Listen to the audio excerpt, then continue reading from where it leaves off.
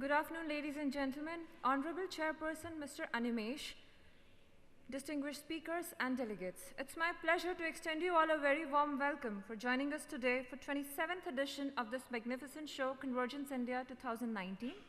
I request all of you to please silence your mobile devices. I would take this opportunity to briefly introduce our chairperson, Mr. Animesh Sambal. He is BE Mechanical with 16 years in Information Technology, Product and Marketing, founder of KAPS International LLC, a training company catering to Indian and international organizations. He is also CEO of CompuLink India Private Limited, a Pune-based ISP providing IT solutions to industry.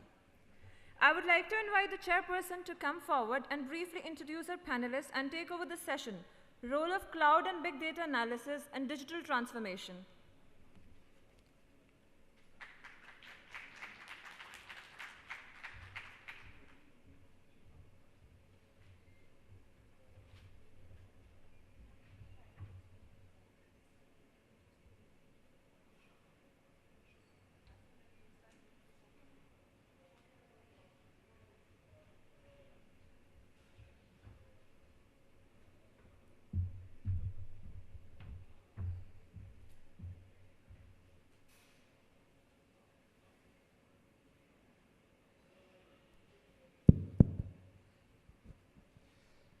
A very good afternoon to all gathered here. And thank you for the introduction, but that was my past.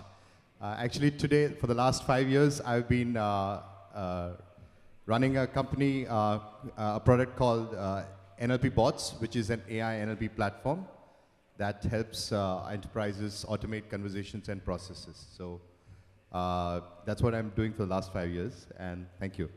So I'll take this opportunity to welcome our esteemed panelists. So I'll start with Kamari. So Kamari Swami heads pre-sales for the APAC region for Verimatrix India. So Kamari, could you please join us?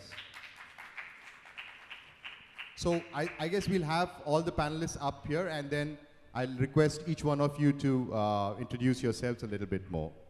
So also next is Manan, who is the VP of Engineering at 18th Parallel India. So, Mr. Manan, please welcome. Please, ladies and gentlemen, let's give them a big hand as they come up, yeah? So next we have Steven, who's joined us all the way from Belgium. He's a VP Product Marketing at Skyline Communications, Belgium. And we have Urvesh, who's Senior Fellow Digital Dyzrupt Thinkering Lab, India.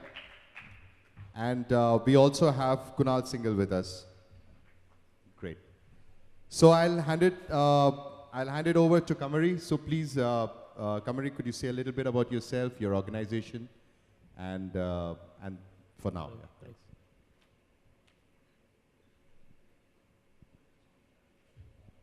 Hello. Thank you. Thanks, Animesh. So I'm Kamari, and I'm representing pre-sales for Verimatrix. So Verimatrix provides a wide variety of solutions for the media houses and various solution providers. So we are into multi-DRM solutions, analytics for the customers, for end customers, and so we are providing the IoT platform, a blockchain-based compliance ledger, and we are also into hardening of end devices, such as your mobile devices, set-top boxes, applications, and we have been into this industry for almost now more than 2 decades. We were the first one to introduce the software-based solutions in the industry and cloudify our solutions. So that's being a short introduction about Verimatrix and myself. So we are really into looking forward to have big data and cloud as the next driver for the the digital transformation journeys for the media providers. Thank you, Kamari. Thank you. So, who'd like to go, Steven or Manan? Would you like to go? All right.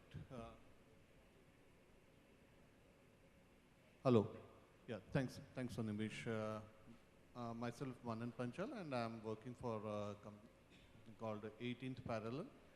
We are basically into connected set-top box and connected devices for the home entertainment. And we work on a set of platforms which is providing it out both the linear TV viewing as well as OTT, gaming and interactive services. So these are like being connected devices, they offer a whole lot of opportunity in terms of the data collection, data gathering, and that's where we use a lot of cloud-based services. Right. Thank you, Manan. So, Stephen, would you like to go next? Sure. So my name is Steven Soenens. I'm Vice President Product Marketing with Skyline Communications. Skyline puts a product on the market which is called Data Miner. I'm sure that you've seen that name before. Data Miner is basically a network management and operational platform to manage telecom and broadcast network infrastructures. The strength of the platform is that we can collect data from any type of source of data. It can be network elements, it could be the back office, it can be CPE elements, so consumer type of elements. So we gather a massive amount of data, and with that data we can do a lot of nice things that we can discuss later today, I think, during this session. Perfect, thank you, Stephen. So next we have Urvesh. I am Urvesh Goel. I represent Dyzrupt Thinkering Labs. We are developing an on-demand manufacturing platform for small and medium enterprises, manufacturing enterprises. Thank you. Thank you. And finally, we have Kunal. Good afternoon, everyone. I'm Kunal Singhal. I represent a company called Eazy ERP Technologies. Started my journey about 11 years ago as an ERP company. We were the first one to provide a ERP for SMEs, which was integrated with Tally, which happens to be the #1 accounting software in the country. So I would say I've been part of that journey wherein manufacturers at that time would not even understand cloud, or if they would understand cloud, they'll ask, sorry, where is my data going to be? I don't want it to be outside my hands. To the point where now everyone says I want to be on cloud. I don't want the servers anymore inside my premise because it's a challenge to maintain them. Second vertical that we pivoted into was into distribution management, where we are now handling largest corporates for the entire distributor network across India. So I think we're running a lot of big data there. And there again, we've been through the same journey 5 years back. Even those large corporates were not cloud friendly, but today they want to be on cloud. So I can talk a lot about their journeys going forward.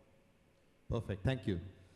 So now that we have, you have a fair idea of each one of us, and I'll straight away delve into the topic. And it's a very interesting topic, and today we have an awesome panel that can approach this topic from various angles. So you're going to hear about how video adds and contributes and how that works into this, and you're going to hear how the data that's gathered from network systems, how that becomes intelligent and how that can be useful, to help with digital transformation in organizations. So today we all agree that transformation is a need of the hour, right? Ever since the last revolution, the last industrial revolution, we are in an era where the pace of change is the fastest thing that's around, right?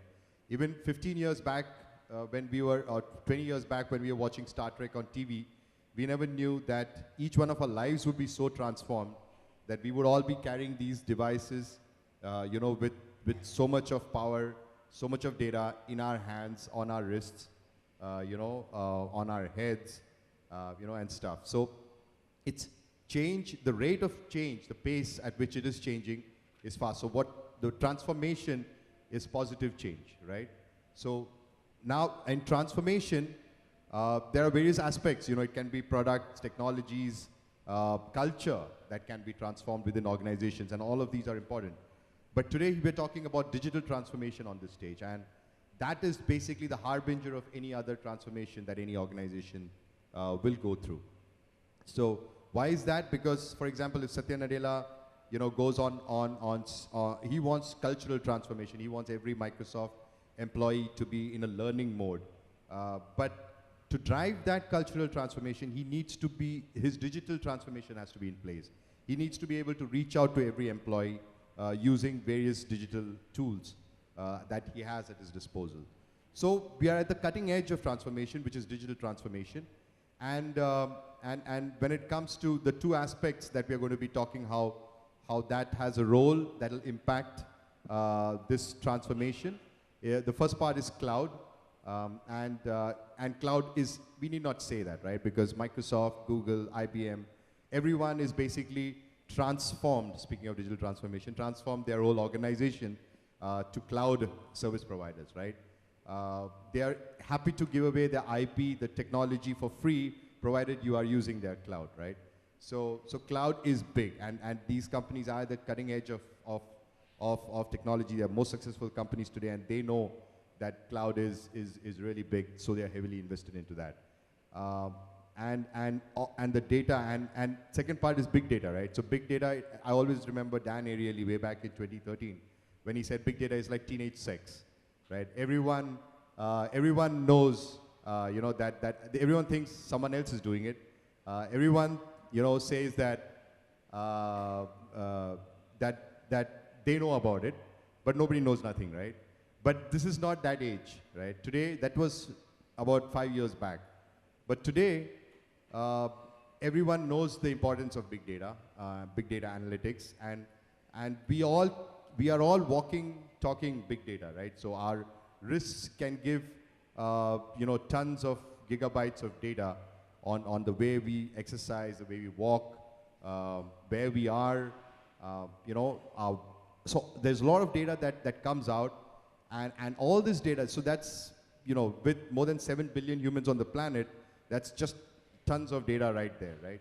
So, or we will also cover topics like in drones, for example. When a drone is flying, it's GPS location, it's the flow, the velocity, the gyroscope, and of course the video. So all this is big data, because it fits into that criteria. So there's a lot of data, and all this data can give us amazing insights and make our lives much better.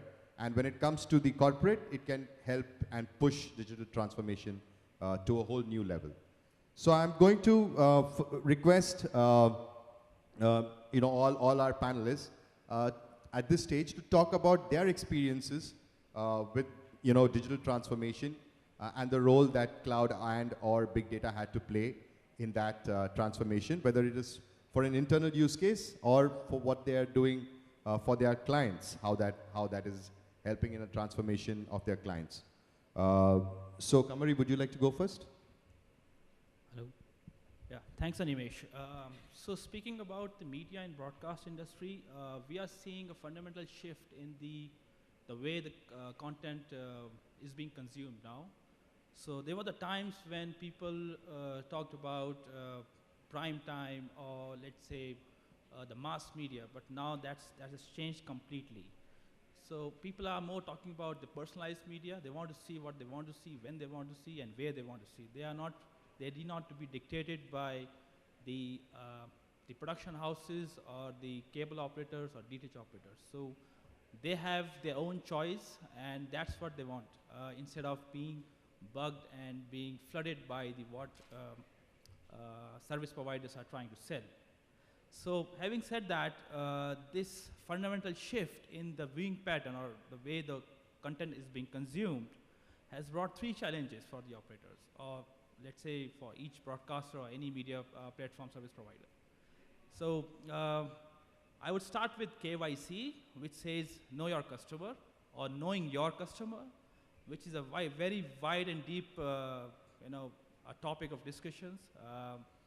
And the second challenge that has been there is the time to market. So time to market does not always means how fast you can launch a new technology or a new product. It also means how fast you can wrap it up if it is not acceptable in the market. And it also means that how cost effectively you can actually test the market before going with the full service-based offerings. And the third challenge, of course, when you are dealing with such kind of unpredictable consumer behavior, you need to maintain your cost, especially when the cycle of getting an investment on your returns on your investment is long, because it often happens that operators launch some service, it doesn't goes well, operator relaunches it, rebrands it with a different name, a different business model, and that makes the return cycle much longer than what it was before. So there are the three challenges, and if you look at what cloud and big data has to offer, these are the three exact things for which why cloud and big data came into existence. So today, if you talk about launching a new ODD service or launching a new analytics platform, and if you start doing on a CapEx model, starting putting up servers in your backend, it's gonna cost huge. It's gonna take months and months of integration, but then that's not the case with the cloud, right? In the cloud, you have all predefined, integrated solutions. You just plug and start rolling out, maybe on a trial basis. You pay as you grow. You don't have a fixed, rigid cost that you have to adjust against your revenues. And if you don't, if the service is not acceptable or it doesn't clicks with your consumers, you can wrap it up quite fast. There is no prefixed term for cloud services. So that's what the cloud has brought into, leveraging of cost, reduction of, increasing of ARPUs, of course, and giving a quick time to market, either to launch or to wrap it up. So coming on the third challenge, which was KYC, it's a deep, I mean, it's a wide topic. Right? It's not just simply about collecting logs of what the content, which content was viewed by the consumer. It's much more about it. It's like kind of getting a 360-degree view of what consumer is. So the way we have seen in the market, or the way Verimatrix sees, we don't just expect some small amount of data which is being collected maybe by from a device, let's say a mobile or a set-top box, would be sufficient to identify and create attributes according to what your consumer is. You need to have much more wider amount of data to be collected from different sources. It could be that the call center, the experience that the consumer had when he made a call to a call center, that amount of data also tends to impact the 360-degree view of a customer. So let's say, for example, there is an operator and who is also having his ISP services and also providing an OTT services to his customers. So collecting data about what content the consumer has watched would not be sufficient if he is not collecting data from the broadband routers, that what was the service, what was the quality of service that actually really, gave or build the whole experience for the consumer. So these all points actually all adds up to create a consumer experience, and that's what it really means when we say KYC, know your customer. It's not just about what he watched, it's about how he felt, how he was really, what was his experience as a consumer on your platform, not just about the performance of a one single device or a set-top box. So these are the three challenges what we have been seeing, and if you look at, if I go by the numbers, almost 37% of the operators have actually adopted cloud or the big data in some way or another, especially in the media and broadcast, and that number is going to get at least doubled in next 3 to 4 years. What that means? It means that the operators, the traditional way of broadcasting or showing or delivering the media content is not sufficient, especially when you are dealing with the likes of Netflix, Amazon, who have been completely on cloud since 2012. So you need to be agile. The operators, the broadcasters they have to have an agile process where they can quickly launch the new technologies, new products, new features, and quickly get in the same line of competition as the competitors are. So I can say, and when we are talking about the media and broadcast, the data what we are talking about is not just in gigabytes or megabytes, we're talking about petabytes of data, right? So if we are collecting, let's say, few KBs of data from each client device from different sources, and that multiplied with every hour times 30 days times 365 days of a year, We are dealing in petabytes of data. So with that, I guess cloud and big data is not a choice anymore. It's more of a necessity. If you don't adopt to that, probably you will either be out of the race or you will lose it anyway at some point later. So that's what we at Verimatrix is seeing, and we have been at the forefront of cloudifying our solutions. So we were the first one to come up with the software-based solutions, be it for, let's say, set-top boxes, or be it for creating a client which can collect data from different sources. And we launched our complete SaaS-based services since last 2 years, and we are really seeing some kind of a huge traction. But then yes, the adoption is still underway. Like I said, 37% is not a big number. But if you look at the adoption of big data or the cloud technologies, then I would say, I guess I won't be exaggerating it, but that's the highest adoption that cloud and big data is seen as compared to any other industry. And yeah, so Animesh, maybe I can get some other views of what has been the adoption rate of cloud and big data in other industries. Because that's what we have been seeing, because like I said, the numbers is going to get double in the next couple of years. So it would be really good if the similar adoption is being seen in other different segments of the businesses or not. Absolutely, and we all discussed that. It's like you very correctly put it, it's not an option. And all organizations as part of their transformation have to.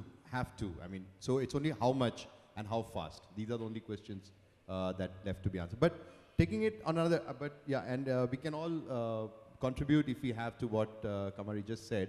So, Kamari, I'd like to ask you one thing. So we keep talking about collecting of data, not just on linear, but also you're saying collecting of what people are watching, when they're watching, the quality of that, So I just want to take another perspective. And so businesses, obviously, it's very exciting for businesses to have that data. And, but on the other side, the consumer, I mean, isn't he sort of being stripped? I mean, he's totally exposed, every whim of his, every thought of his, a large corporation knowing. So when you sell, in your experience, when you go and you pitch this to your customers, or what is their opinion on, and especially in the privacy, in the whole privacy era? So indeed, that's a concern that is there in the market about the data privacy and whether we can really do that. I mean, we can collect the data to a point. You can debate whether it's legal or illegal. So we have seen different countries coming up with different regulations. If you have heard of GDPR, that is now that has been enforced across entire Europe. So that really deals with the kind of data privacy that is expected.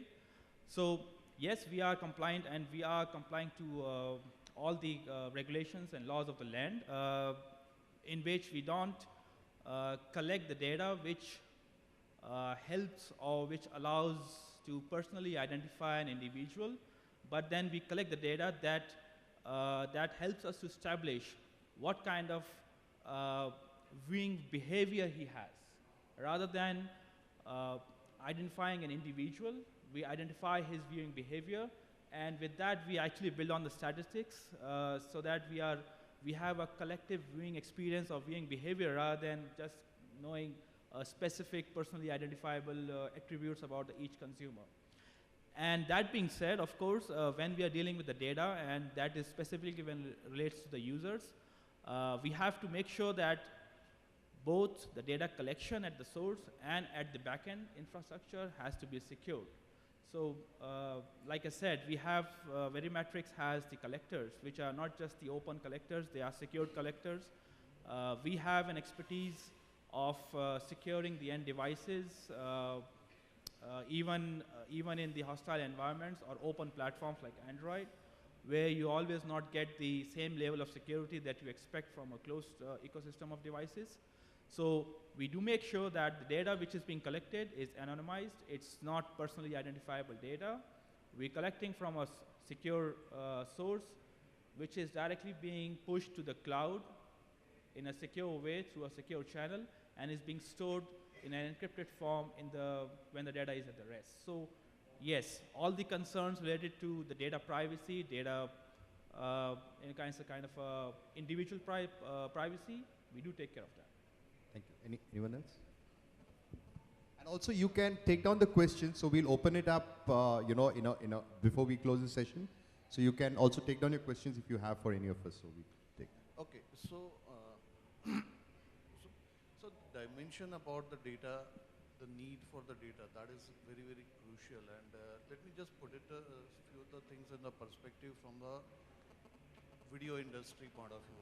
Now we are seeing, okay, so what we are seeing, it is a huge transition which is happening from a linear TV to the OTT content. Traditionally, what has happened is, like today, let's talk about the numbers in India. We have almost like 200 million set-top box or a TV connection per se. Now, what is the measurement criteria available today?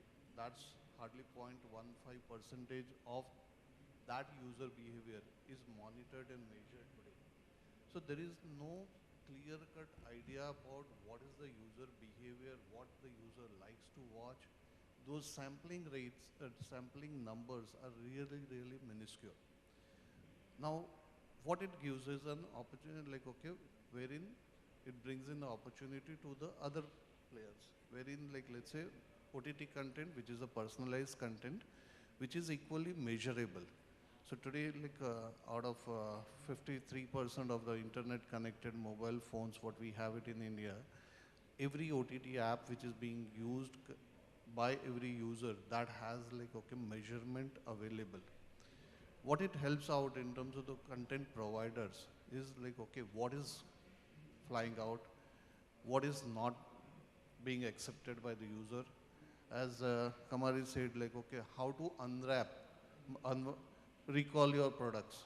That's also equally one of the things. Unless until you have the clear measurement available, these things cannot happen. So what we are seeing, it is like the importance of having the data is at an individual level, one part industry level, but the whole of the industry transformation point of view also, it's very, very crucial. Unless you have the measurability, that shift is going to happen. Like what we are seeing, it's from the linear TV to OTT content. A lot of other sectors are also going to see it in the similar way. But would you like to add anything, Urvesh? To Kamari's question on adoption of cloud and data analytics, let me share with you, Nissan today globally allocates 80% of their advertising budget to digital advertising. Our own personal experience there has been, and we were relatively very small, operating at the 4th or 5th level compared to Flipkart and Amazon. We were able to reduce our ad budget, digital advertising budget, to 40% of what Amazon would invest in, and still compete with Amazon for the top slot and Flipkart. So it was these two biggies, and the third was us, and at 40% of their budget. So this is what is the importance of data analytics today. The democratization of business, and so you don't need to be a big guy to compete with the big guys. Stephen, would you like to add to what Kamari said? Yeah, sure. So, not sure if the mic is on or not. But what we do is, as I mentioned during the introduction, we build software to manage very complex broadcast and telecom networks and infrastructures. And what we see is that these networks become more and more complicated. And they get digitized, obviously. They use many different technologies to deliver broadband and OTT and TV services to the homes. You got a mix of fiber to the home, cable, DOCSIS systems, some VSAT connectivity. So everything becomes really complex to deliver the services to the end consumer, so to speak. They're growing to a vast scale. The volumes of data that is being processed is very, very high. And the way the networks are changing is increasingly faster. So there's continuously changes to the network to increase capacity, to connect more areas to the networks, and so forth. So managing those networks has become very difficult. In the past, we've seen service providers and broadcasters building their own software solutions sometimes to do some monitoring and control of those networks. But as these systems become so big and change so fast and have to manage so much complex technologies like IP transmission and so forth, this has become basically impossible. So what we do as a company, and we started already early on, back 3 or 4 years ago, we started using artificial intelligence as well as deep learning technologies to create a system that continuously learns what's happening, even if the networks are changing, even if the consumer behavior is changing over time, because that always continues to change. The network management system continues to adapt to that and learns how the networks should behave at any given moment in time, even if there's network rebuilds and extensions to that network. So we started to embed deep learning and AI technologies into our solution early on. We are the first to do that on a global scale. And to the earlier option of Mr. Kamari, we don't sell this as an option to our customer. The intelligence and the learning technologies are embedded into our platform. So every of our customer, and we have more than 5,000 customers using our data miner system on a daily basis on a global scale, every one of our customers is using artificial intelligence and deep learning technologies because we simply believe that AI is part of any complex operational environment. So we don't make it as an option to our customers. It simply has to be there to be able to efficient managing those complex networks. So a couple of the things that we do in our data miner system is, for instance, forecasting. So we can forecast behavior of the network. For instance, we can forecast capacity utilization, capacity needs. We can forecast an amount of OTT sessions. We can forecast all of that behavior and use that to detect anomalies. If we, at some point in time, see, look, maybe today is Thursday, I believe. I have a jet lag a little bit. But today is Thursday, and at this point in time, we expect that in a certain region of Delhi, there should be a lot of OTT viewers online, or there should be a lot of broadband consumption. We can detect whether that amount of subscribers at a given moment in time deviates from what data miner is predicting. And by doing that, we can say, look, maybe there is something wrong in the network, or there is something wrong with the content that is not available for a given channel. So this is about forecasting. This is about what we call behavioral anomaly detection. Data miner will detect fully automatically without having to set up rules, without having to set up alarm thresholds, without having to set up correlation rules, etc. Without having to set up any rules, data miner will automatically detect, look, there is a behavioral change, the change has gone up, the behavior has gone down, there is more variation in the take-up rates, etc. So we detect all of that automatically.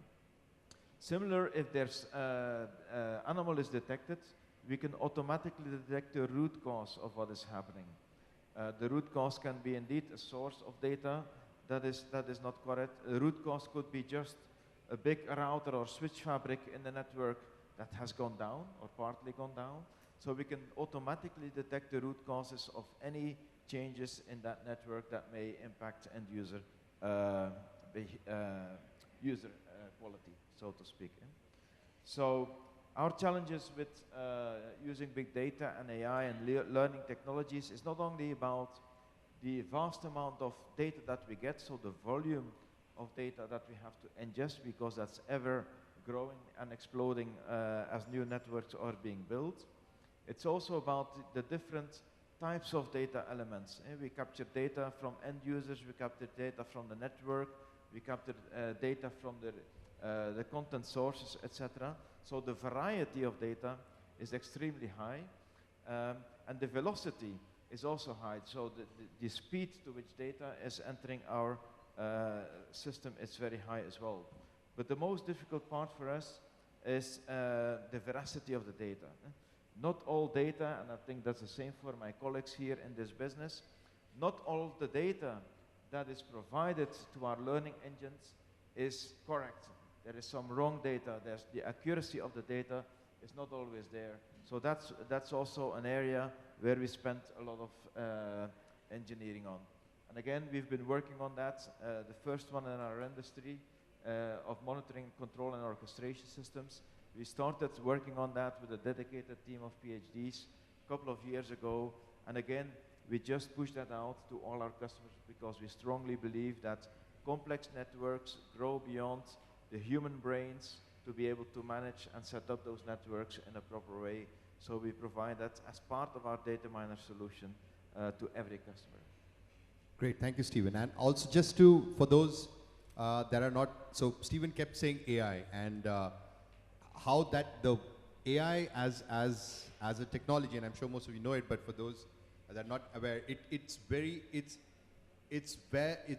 embedded strongly into both the cloud and big data that we're talking about, because AI feeds on data, and it's like Stephen mentioned, it's not a rule-based, or I cannot put algorithms, then it's not AI, right? So AI feeds off large volumes of data, and like he said, verified, variety, velocity, it has to be big, and the bigger the data is, the more volume of, so it's not just volume, but the more the verified, validated data that you have, that is required to train any AI models that are out there.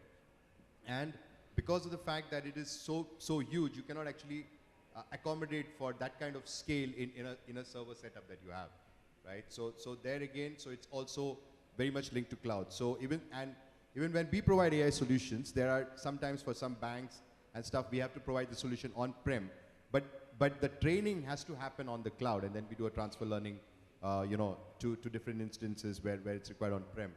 But having said that, AI is totally linked with both aspects. So it needs to be trained on the cloud, on GPUs on the cloud with large volumes of data. So yeah, if Kunal, I think you also not added to what Kamari said. So maybe you could. Since we've been talking about media and broadcast, and I think we've shared a lot about the broadcaster's side of the story, I'll try to touch an aspect from the consumer's side. I'd say, let's say 10 years ago, if someone wanted to have a TV channel, he'll need a broadcasting time, probably satellite time, own a satellite of his own or something, have a big studio and then probably he'll be able to get something live. Today, all you need is a mobile. YouTube is there, just start a channel, upload, and you present worldwide. This is the biggest example of big data and cloud helping you as a consumer to be present what the giants took probably billions of dollars to do. You could do it with zero money. You don't have to pay anything to YouTube to have a channel of your own. It works. Since we're talking about big data, I'll give you an example in the context of YouTube itself. Everyone heard of Psy? Gangnam Style? Everyone heard of Gangnam Style. Can anyone tell what was the biggest factor, or what was the change that Gangnam Style brought to YouTube? What was the first achievement that Gangnam Style did that no one did before that? Hitting 1 billion views for the first time on YouTube. Do you know that before it even hit 1 billion, it became a cause of worry for YouTube? I'm assuming some of you must be from the technical side. Do you understand integers, longs, singles, doubles? That's a number quantum that we keep. So YouTube was using, let's say, long for that matter, and it was not even prepared to handle that many number of views in that variable. YouTube had to change their infrastructure to just to handle Gangnam Style. Now, when we say cloud, at a level where YouTube operates, yes, handling that kind of big data, the data coming from anywhere, it has its own challenges, but because it was at a central cloud, it was manageable. It would have been impossible for a person like Sai to have an infrastructure to even broadcast something to 1 billion people. So big data and cloud, AI, they are in your day-to-day lives without even you noticing it. And they're impacting you every there and then. From the side of the service provider, it has a very different story. From the side of the consumer, it has a very different story. But today, imagining your lives without that is next to impossible. That's what my perspective is. Perfect. And while you're at it, Kunal, so also could you talk a little bit about your personal experiences with, from a SME perspective, what industries looking at when it comes, and how they are adopting it, these technologies? So, since I come from an ERP background and being a chartered accountant in industries all my life, I remember very well from the days when we started ERP about 2008. The first cloud-based ERP that time announced was Ramco. I don't know, some of you must have heard of Ramco. Probably it was ahead of time, because at that time, if you used to go to a client and pitch the cloud-based ERP, everyone would like, oh, where will my data sit? If it is not inside my office, I'm not willing to share it with anyone. Thanks to Google, thanks to Microsoft, Amazon, that myth is over now. You don't have to teach anybody about cloud. Cloud is taught to everyone. But now the concerns have changed. The latest news, let's say GDPR came because there were leaks in Facebook, there were leaks on Twitter, stuff like that. Now the concerns are, is my data secure or not? But again, it comes down to the owners of the cloud service provider. They'll somehow the other way address it, because no matter how many leaks or how many vulnerabilities you find, an individual SME will never be able to afford that kind of infrastructure, that kind of security, which a cloud service provider will any day provide him for peanuts probably, or for a cost which is hardly measurable for him. I'll not name a company. There's a large FMCG group. I'm sure everyone every one of you knows that company. Last year, they had a no cloud policy, everything in-house, entire data center. An accident happened, the data center burnt out. They realized that the backups were not happening for a month. It was a nightmare for that company. It's been almost 17 months. They're still in a nightmare. The CIO got fired. It was but then they moved to cloud. See, the point is, no matter how large you are, if your focus is not that, you'll always skip something. If my focus is to build ERP, I rather focus on building ERPs instead of maintaining my own infrastructure. Today, all our clients, the cloud infrastructure that we have is also, we're using Amazon servers, we're using Control-S servers for different. I'll not be able to justify the effort that they will put in building the cloud or the infrastructure as compared to me doing it on my own or my client doing it on my own. So today we also highly suggest any one of our clients that please go on cloud. For those who have not tasted cloud, let's put it this way, they still have their resistance, they still have this. So we ask them or request them to go by upgrading their non-mission critical apps. So let's say CRMs for that matter. Email, everyone is on cloud. There's no point imagining an email on an on-premise server anymore. No one can, I don't think even the largest corporates have it anymore. So email is there, CRMs people have there, payroll has become a very common application, everyone is shifting to the cloud. ERP still, people have their own view because it's kind of mission critical and you can't afford a downtime.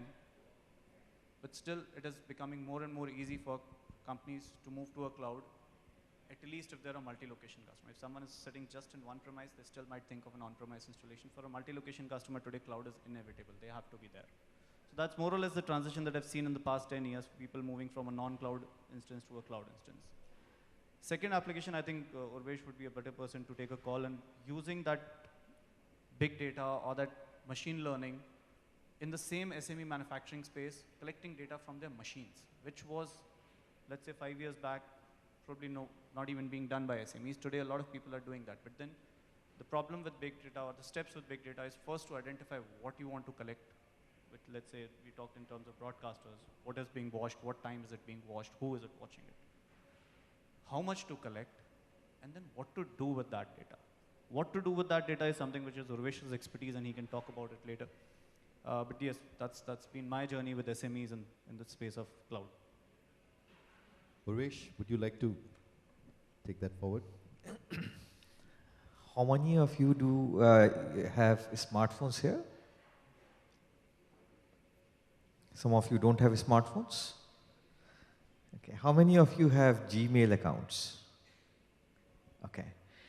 Now, how many of you have ever lost your smartphone?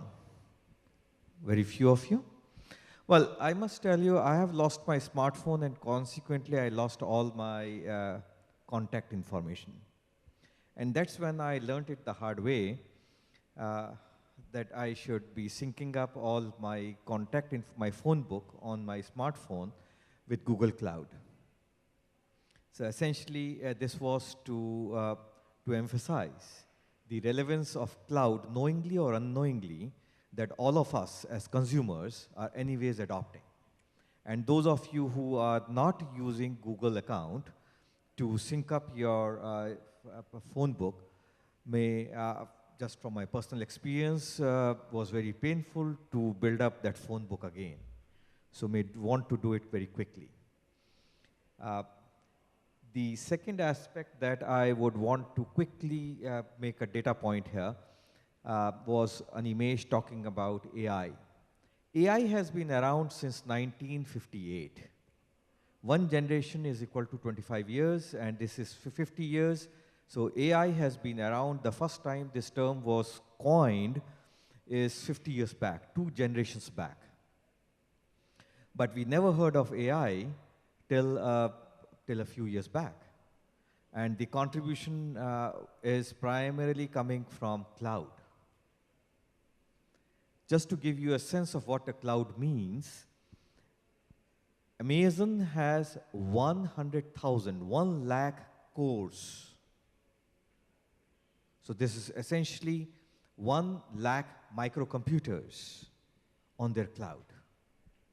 And for one of their large applications, for one of their large clients, they have deployed up to 50,000 cores.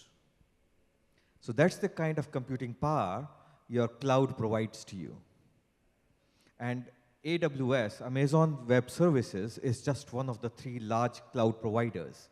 The other 2 are Microsoft Azure and Google Cloud.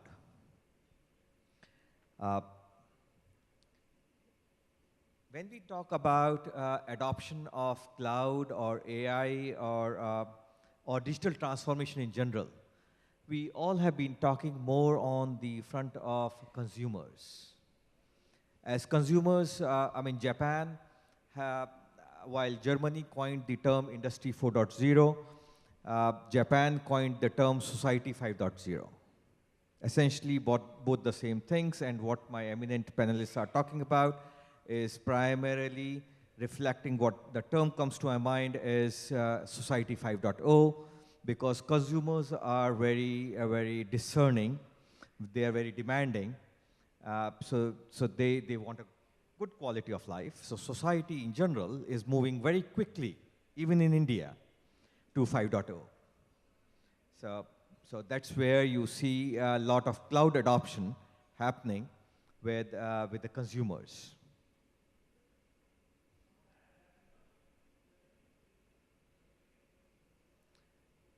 Cloud provides you, cloud is widely accessible. As we all know, some of us have definitely experienced that. It's device agnostic. You lose your smartphone, your Android smartphone, and you can always look at your phone book from your iPhone. If you choose to buy the next phone as iPhone, you can always pick up your phone book from your iPhone, so it's device agnostic. It is very collaborative. Those of you who are using Gmail, and I don't know how many of you are using Google Drive. Have you heard of Google Drive? Very few of you. Those of you who are using Gmail and have not explored Google Drive would suggest that you please today look at it. Life will become much more easy. There was a time when you had to build a PPT and you would do it offline, alone, on your own device, and then somehow you forgot to save it, and then all the data, all the work that you did got lost. And then after you build your PPT, you had to send it by email to your colleagues, and if they suggested something, then you had to rework on it. If you use Google Drive, you can, which is essentially part of Google Cloud, then you can just share it. And while you are working, your colleagues will be able to see exactly where on the PPT or on the document or on the Excel sheet you are. I mean, Google obviously doesn't call it an Excel sheet, which is a proprietary term for a Microsoft spreadsheet. They call it a Google sheet.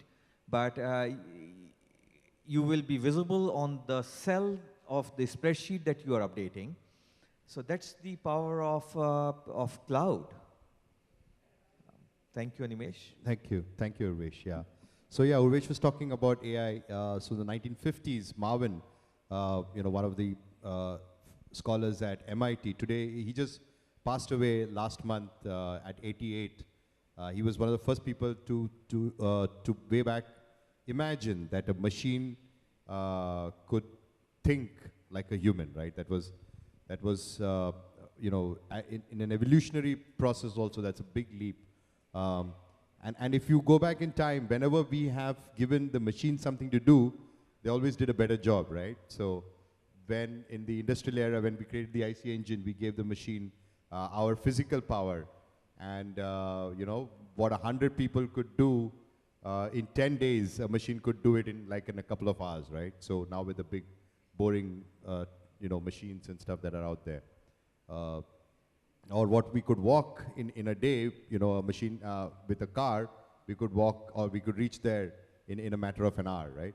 So, and then came the computer era when, whatever we could compute, when we taught machines how to compute, they did a far better job.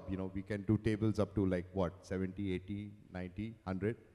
100 is easy. I mean, yeah, even 1 million table I can do. But yeah, if it's a funny number somewhere in between, a computer can do a much better job, much faster, right? And now, after all these, so AI, after all, there were many AI winters when there were not enough funds to drive research, and not just that, there wasn't enough the kind of teraflops of computing power that is required, like a GPU, wasn't there in existence those days. So many times this project had to be shelved. But today, like Urvesh said, the computing power that is available on cloud, like a startup like us, can use NVIDIA GPUs on the cloud, by paying a few $100s, which was unimaginable, some time ago. So you have that, and also you have the collaborative environment that we are in when large companies, for example, with us itself, large companies like Accenture, Persistent Systems, large SIs, all want to partner with us and with a startup like us. So this collaborative environment where people, to get products out there for the consumers, for the enterprise much faster, you have both these environments, and that's why AI it's a reality today. And this wave, is real, and it's really big, fueled by both cloud and the availability and the resources to collect data. So even IoT plays a very important role, because these sensors, these devices, when they're connected to the internet, can create much more precise data that can be then churned, for the benefit of humankind. So Manan, would you like to also, and Manan comes from his R&D background and, a lot of experiences with having worked in cutting edge, in the forefront of technology. So Manan, could you shed a little bit more light on? Yeah, so definitely what is happening is the set of things what is being covered here also in terms of the embedded technologies, mobile. So embedded technology has been in existence again for many years, but the whole thing which has now reformed it out in terms of as a Internet of Things or connected devices, that is opening it out in terms of the data volume gathering in a significant way. What it equally requires it out, what we are hearing out is every smaller sensor home sensor giving out the data which is in terms of the everyday, like okay, maybe 100 to 5,000 samples which are coming in, and that's where the data volumes which is becoming huge. So the challenge which is equally there in terms of the processing out that data. Second thing is in terms of the like, okay, what, as I mentioned, like, okay, what is the intelligence that we are applying it out to filter out that data for the right purpose, and what is going to be the analytical output of the analysis output of that, which is required to take the right decisions. So some of the things what we are doing it out as part of 18 Parallel is like we monitor out a lot of consumer behavior in terms of the what is being viewed, what is being experienced by the user, what are the set of activities which is being done by the consumer. And when we started looking at this problem, what we realized out is there were set of sliced view which is being collected it out by every app or a content provider, and they don't, one does not know what the other is doing.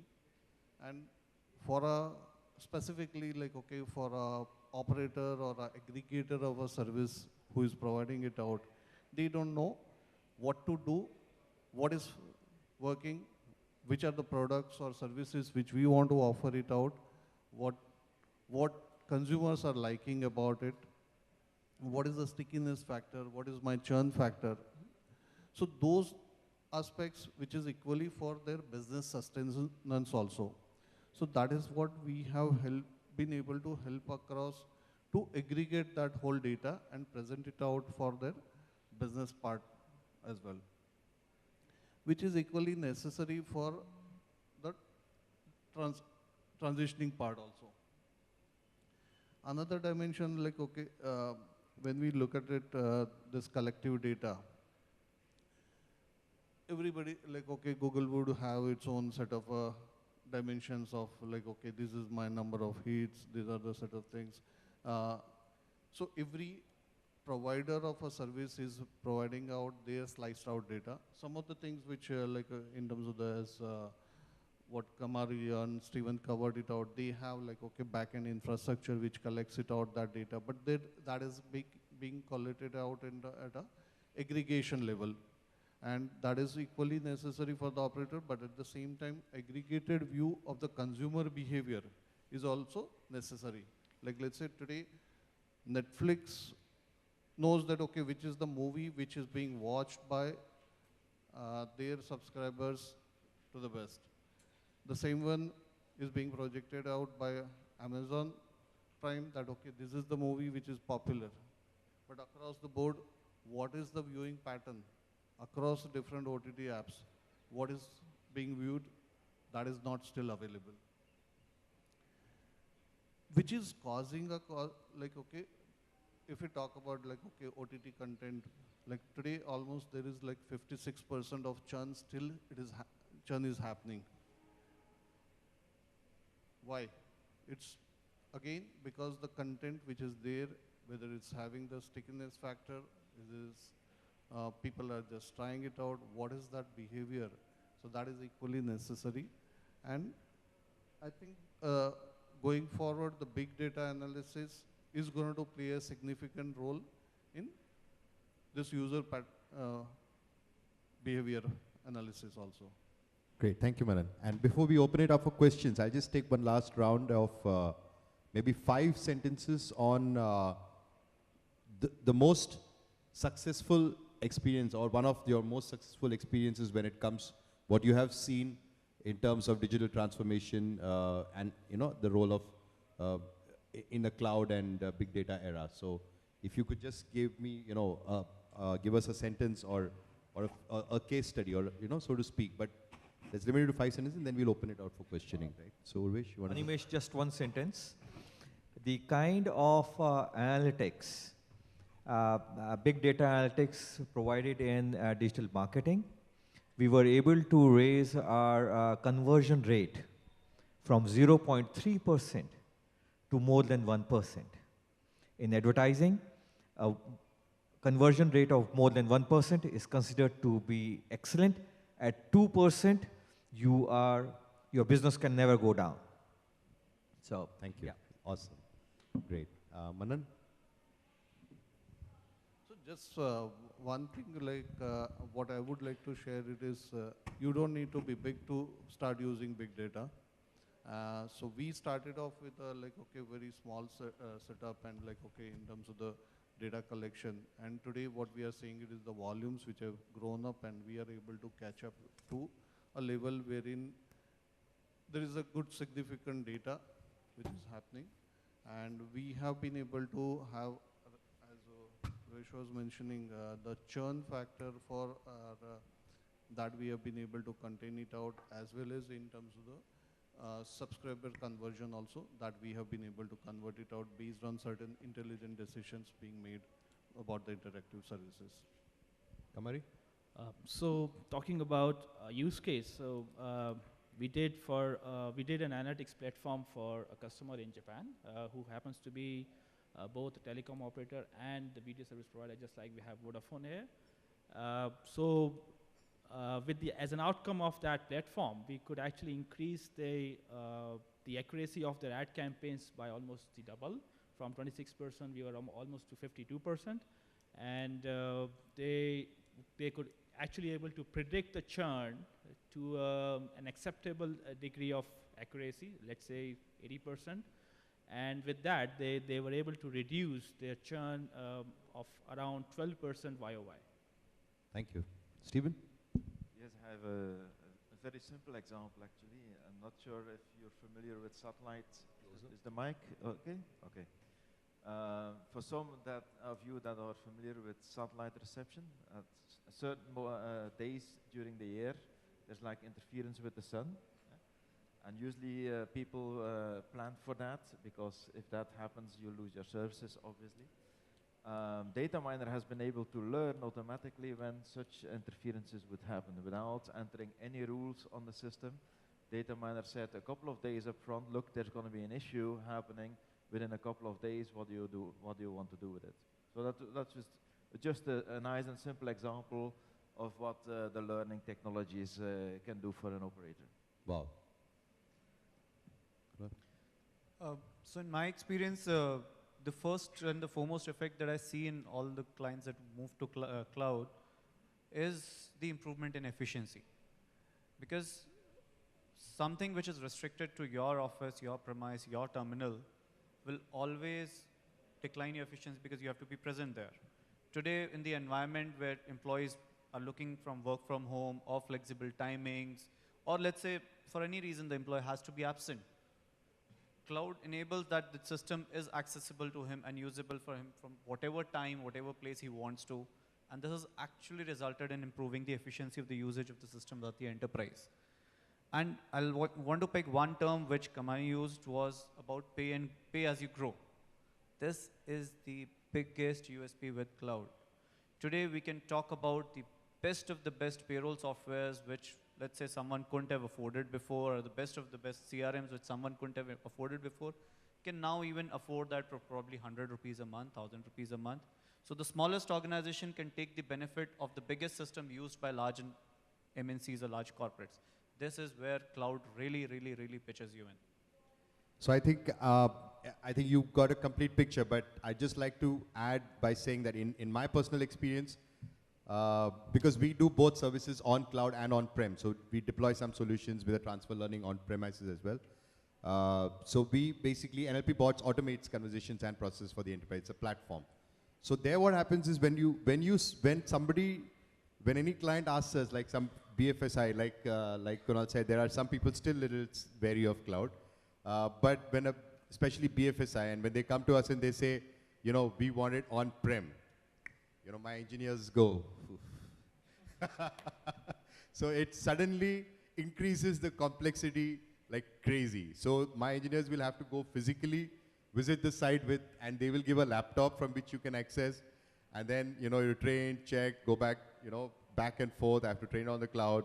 They do it. So it's a big headache.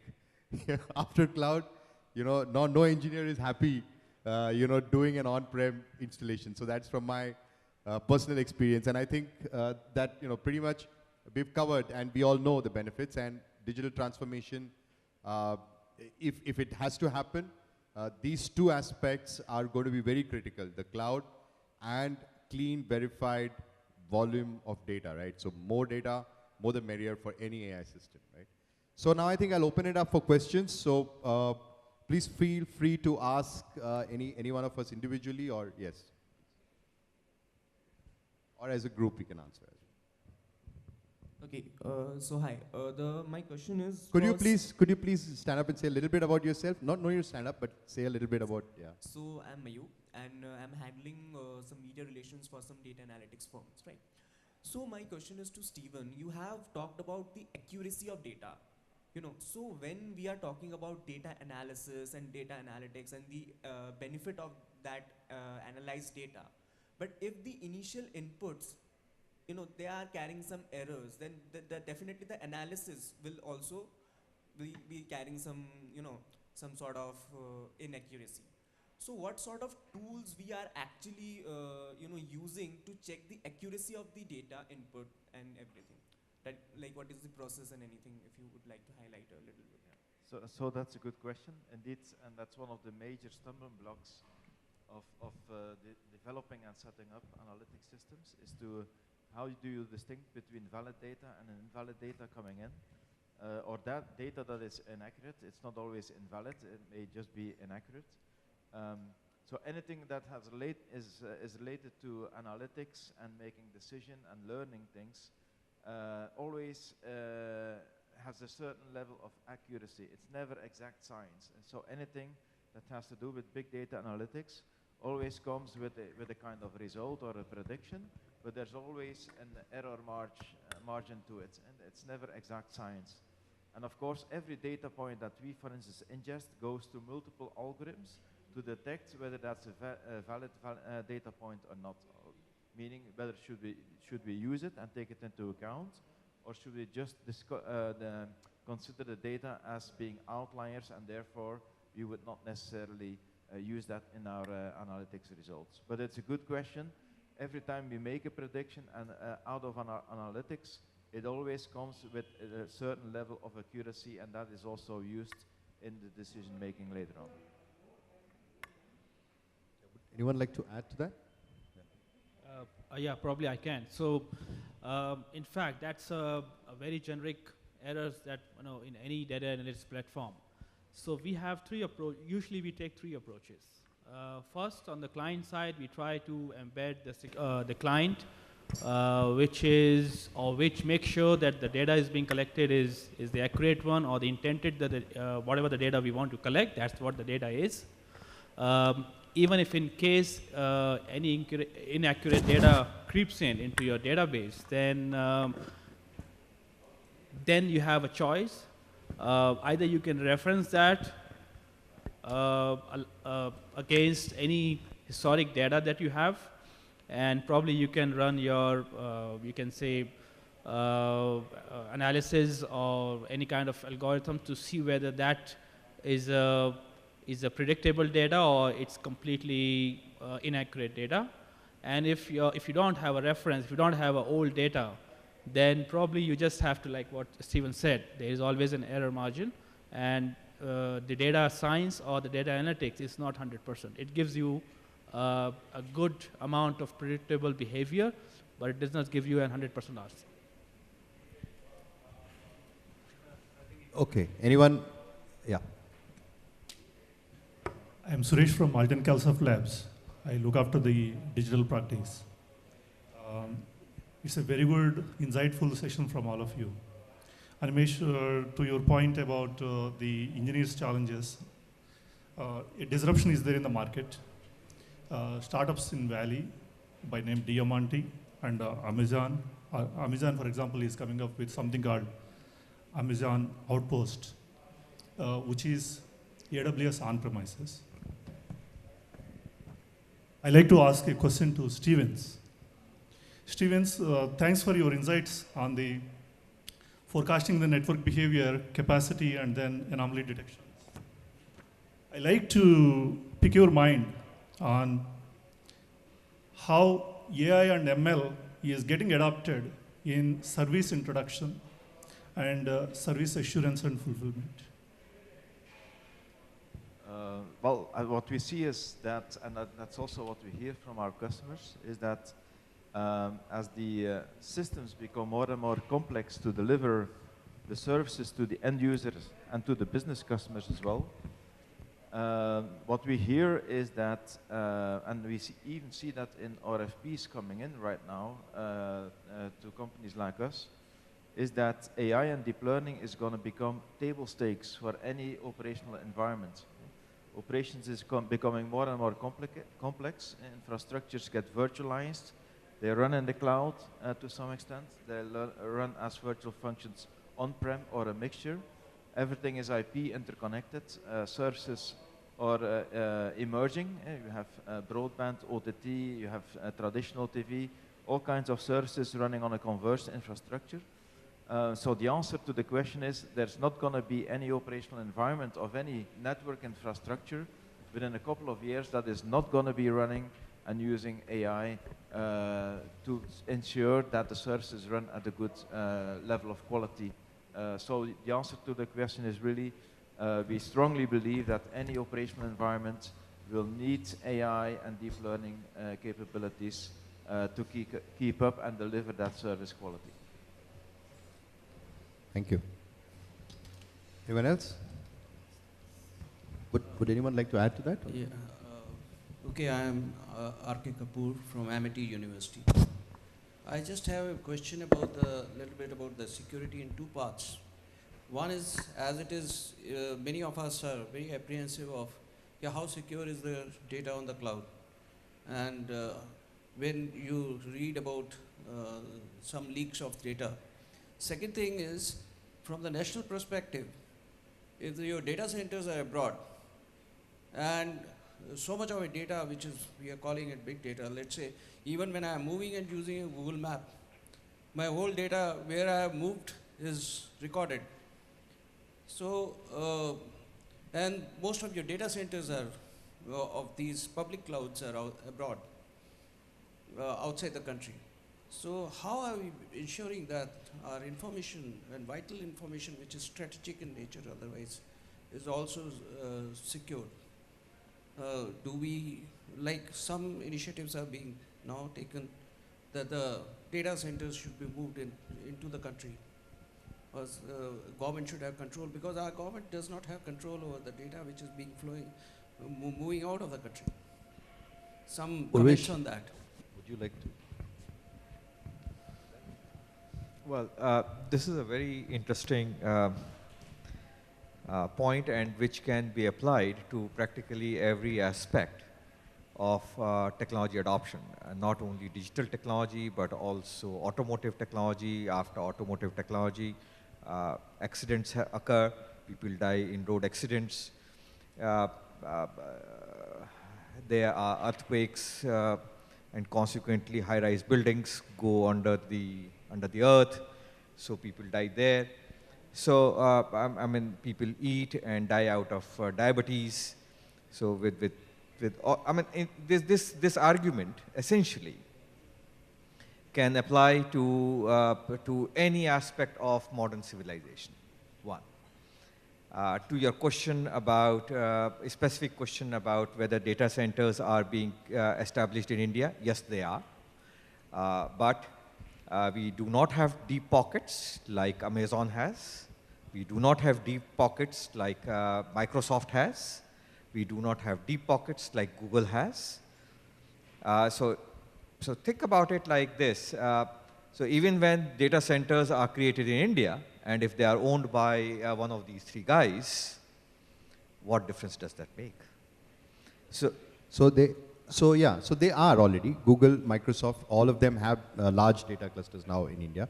And everyone is going to come, that's eventually it's going to happen. And the government is going to not allow that data to go out. So there are two aspects, I think, which you talked about. One is privacy, and second is security. So security can be, sort of covered if we put those restrictions on data, private data not going outside the country. But when it comes to privacy is what I was asking Kamari earlier.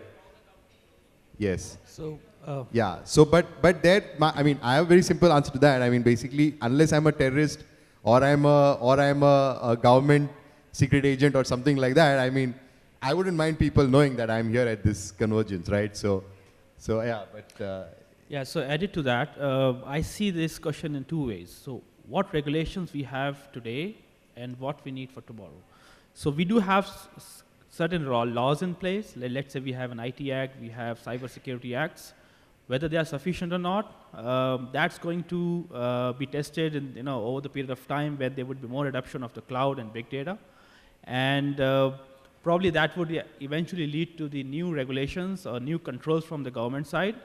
I see still, I mean, we are seeing a couple of news that some of these sectors and some of the data are now being requested to be installed and be maintained within the territory of India. So eventually I would see that being replicated across all these sectors for national security reasons. And that's a prediction, because ultimately every country is concerned about their own national security. So eventually that's going to happen some point of time. So yeah, and just to add to that, when I was in Lisbon, Dr. Stephen Hawking gave one of his last public appearances, and there he spoke about, I mean, with AI, and this in addition to like what we were talking about, like once you give the power to machines to think, I mean, they can do a much better job. And now what happens is we don't have regulatory, things in that internationally for regulating AI and its possibilities, So and the kind of data that it learns from, we addressed all these topics. So there's a whole new wave of regulation that has to come in, and that is being spoken about, especially teams of Margaret Vestager, European High Commissioner, and they're having these very specialized teams that are coming out with global regulations for AI, and it's more. And the way the world is also going, it's the boundaries are disappearing. Everyone, understands their neighbor and other countries. So it's good. I mean, especially when it comes to regulating AI, it cannot be a localized regulation. So there are international steps being taken by large, by large congresses. So to make that happen. So we all remember the glorified case of BlackBerry servers being accessed by our Indian authorities. So that is one of such case we expect to see for WhatsApp as well, and probably for any other Google cloud-based services which we are being used today in India. Yeah. Just to add there, like, okay, so there are three different level of things which we do it. So as a personal level, set of things which, as you put it into the example, like, okay, if I am using Google Map, my Google Map data is put in onto Google server, which is at a US level. On that level, that is one level. As a business, if I am doing a business and I am having my data on the cloud, what are the options available? And at a government level, what are the options available? At a personal level, yes, there are choices, but for the individuals and the government, in some of the countries, they have imposed it out that, okay, if there is any data, like in China or Europe also, that they have mandated it out that, okay, to retain that data. Just to put in the other aspect, as a business, there are data centers now available for cloud storage within India, and they are governed by local laws. So it is equally like, let's say, if your business is specifically focused on a particular geography, you can make sure that that data is equally protected and there are no other access. Like, let's say, even though it's a cloud server which is hosted by some of the big global company, their specific data centers in India are governed by the local laws. And also it's a double security. So one level you have the cloud itself, which gives a lot of security features, data encryption, everything. Second level is also the IP that's on the cloud. So if my software is running on the cloud, so there will be a lot of features within that software itself, which will. So it's a dual layer, and each dual security with multiple layers in all of that, encryption, etc. So I'm sorry, we're really out of time. And I think, yeah, we'll be also available, maybe, over lunch we can have the rest of the questions. Thank you. Thank you, panelists, for our valuable in-depth knowledge. With this, we come to an end for the session. We sincerely value your inputs and appreciate the times and efforts involved in your part to contribute to the success of this conference. Thanks to all our delegates for their patience hearing. May I now request Mr. Animesh to present the mementos as a token of appreciation to all our distinguished panelists. Mr. Kamari Shankaran Swami.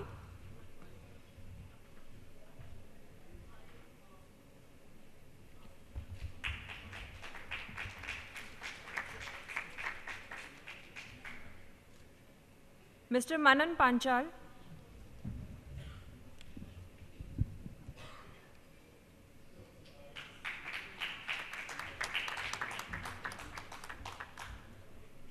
Mr. Steven.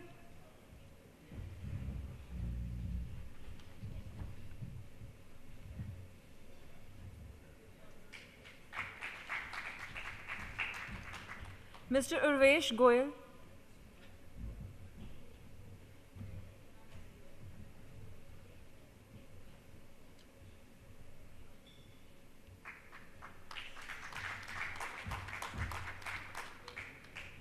Mr. Kunal Singhal.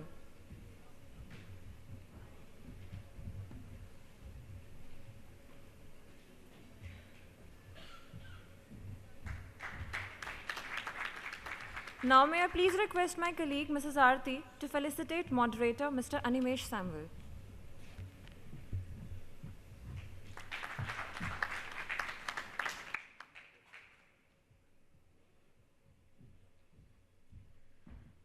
Well, ladies and gentlemen, that wraps up our session. Thank you so much for joining us here today.